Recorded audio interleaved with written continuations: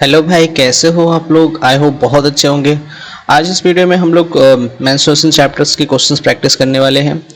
ये 90 दिन का टारगेट सीरीज है। चलिए शुरू करते हैं। देखिए DP1 आज हम लोग करेंगे। पहला क्वेश्चन आपके सामने है। देखिए यहाँ पे बोला है कि एक अर्धव्यास 1 सेंटीमीटर, 2 सेंटीमीटर, 3 सेंटीमीटर वाले 3 गोलाकार गेंदों को पिघलाकर एक अकेली गोलाकार गेंद बनाई जाती है। इस प्रक्रिया में 25% सामग्री बर्बाद हो गई।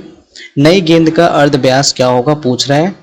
चलो इसको कैसे लगाएंगे। सबसे पहले आपको फॉर्मूला पता होना चाहिए। वॉल्यूम्स होता है यहाँ पे क्या, वॉल्यूम आप स्फेरिकल होता है आपका 4/3 पाई आर क्यूब, ये होते हैं। अब यहाँ पे ये आपका कांस्टेंट होता है 4/3 पाई, इसको हटा देंगे हम केवल आर क्यूब लेंगे। तो छोटे वाले गेंद का यानी रेडियस आर है तो 1 का क्यूब करेंगे तो 1 ही होगा, 2 का क्यूब करेंगे तो 8 हो जाएगा और 3 का क्यूब करेंगे तो 27 हो जाएंगे।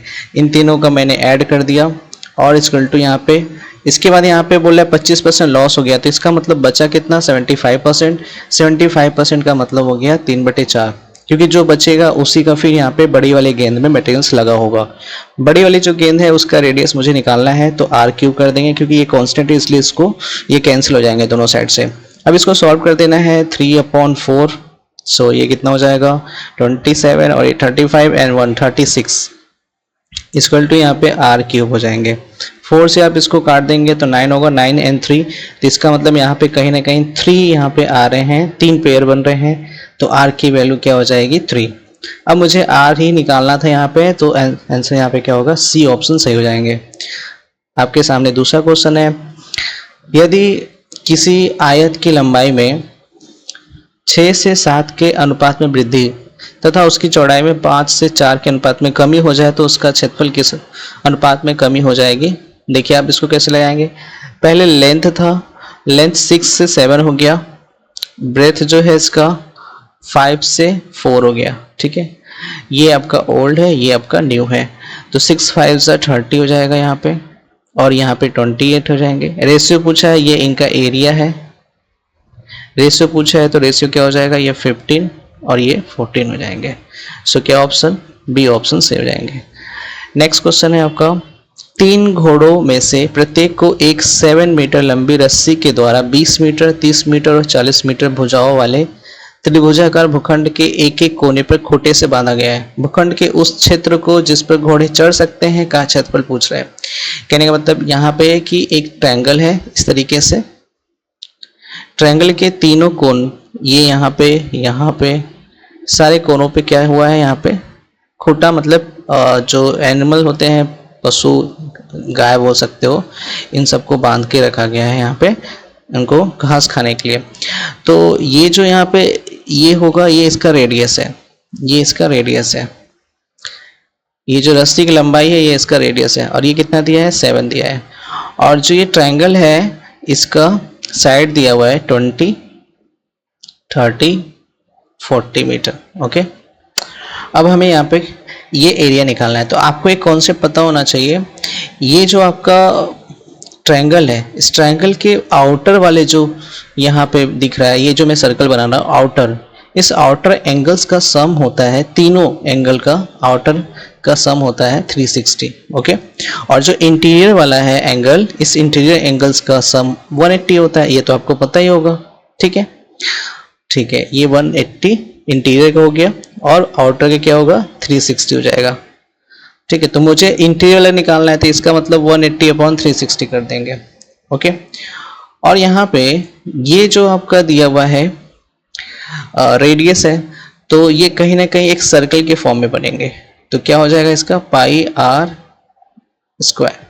तो यहाँ पे हो जाएगा 1/2 22/7, और यहाँ पे क्या हो जाएंगे आपके आर की वैल्यू कितनी है आपने अभी देखा 7।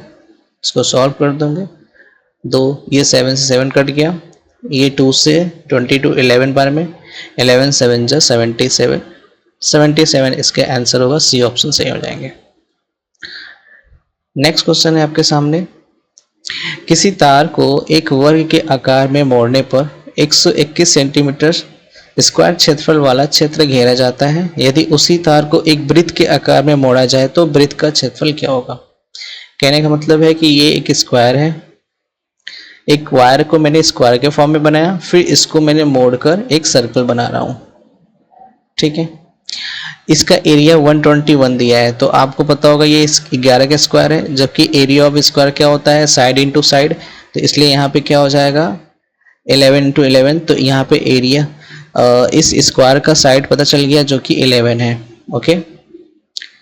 अब स्क्वायर का 11 हो गया यहाँ पे साइड, तो आपको फिर यहाँ पे सर्कल निकालना है, तो एक ध्यान रखना है आपको क्या करना पड़ेगा, इस वायर का डिस्टेंस पता करना पड़ेगा। इसका मतलब आपको स्क्वायर का पैरामीटर निकालना पड़ेगा। तो स्क्वायर का पैरामीटर क्या होता है, 4 इंटू साइड 11 है, तो ये होंगे 44। अब जो ये 44 है यही इसका सर्कमफ्रेंस हो जाएगा। तो सर्कमफ्रेंस की वैल्यू क्या होती है, 2 पाई आर। सो 2 इंटू यहाँ पे आप लिखेंगे 44 इक्वल टू 2 इंटू 22/7 और इंटू आर, ठीक है। मुझे आर निकालना है यहाँ पे, ये देखो कट गया सब, आर की वैल्यू आ जाएगी 7। अब हमसे यहाँ पे पूछा है वृत्त का क्षेत्रफल जो कि क्या होता है पाई आर स्क्वायर, तो यहाँ पे 22/7 पाई की वैल्यू होगी, आर स्क्वायर मतलब 7 इंटू 7, ये 7 से 7 कट गया, और 7 इंटू 22 करेंगे तो 154 सेंटीमीटर स्क्वायर। सी ऑप्शन सही होंगे। इसके बाद नेक्स्ट है आपका क्वेश्चन, किसी वृत्त के एक त्रिज्या खंड के क्षेत्रफल का वृत्त के क्षेत्रफल से अनुपात 1:4 है।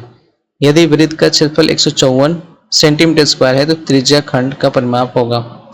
इस क्वेश्चन को कैसे करेंगे, देखिए अब यहाँ पे एक सर्कल है, इसमें आपका एक सेक्टर है, ये सेक्टर है, इसको सेक्टर बोलेंगे, ठीक है। सेक्टर का यहाँ पे पूछ रहा है, इसका परिमाप पूछ रहा है।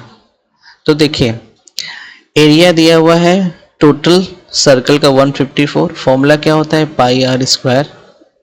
इसको सॉल्व करेंगे, 154 पाई की वैल्यू 22/7 आर स्क्वायर, ये जाएगा 7 बार में, तो आर की वैल्यू आ जाएगी 7। आर की वैल्यू मुझे पता चल गई, तो मैं इस बड़े वाले सर्कल का सर्कमफ्रेंस निकाल लेता हूँ जो कि 2 पाई आर होता है, 2 इंटू 22/7 और यहाँ पे 7, ये इससे कट गया, तो सर्कल का पैरामीटर पता चल गया 44। अब सर्कल का पैरामीटर पता चल गया तो मुझे ये वाला पोर्शन पता करना है, तभी तो ये जब पता चल जाएगा तो इन दोनों को भी हम प्लस कर देंगे क्योंकि ये तो आर ही है, ठीक है। अब यहाँ पे ध्यान रखना है फॉर्मूला क्या होता है आपका, θ/360 इंटू 2 पाई आर, ये होता है। अब इसके आधार पे हम यहाँ पे सॉल्व करेंगे। तो देखिए यहाँ पे रेशियो दिया हुआ है 1:4, जो 4 है वो पूरे सर्कल का एरिया दिया हुआ है। अब पूरे सर्कल का एरिया है, इसका मतलब ये 360 डिग्री है, तो 1 का कितना हो जाएगा, 4 से डिवाइड कर देंगे तो 90। इसका मतलब थीटा की वैल्यू कितनी होगी, 90/360 इंटू 2 इंटू 22/7 और यहाँ पे आर की वैल्यू जो कि आपकी कितना निकाला है, अब ये आर तो आपका ये पता चल गया ना, ये तो टोटल 44 हो जाएगा, यहाँ पे सीधा आप 44 लिख दो, तो ये हो जाएगा 1/4 इंटू 44, 4 से ये कट जाएगा 4 बार में, 11 बार में, प्लस 2r करेंगे। 2r का मतलब क्या हो जाएगा, 2 इंटू 7, तो ये कितने हो जाएंगे, 7 2 14 प्लस 11 25, तो बी ऑप्शन सही हो जाएगा यहाँ पे। सो थैंक यू गाइस, इस तरीके से ये 5 क्वेश्चंस हैं। हम लोग फिर मिलेंगे अगले वीडियो में नेक्स्ट सीरीज के साथ। Thank you.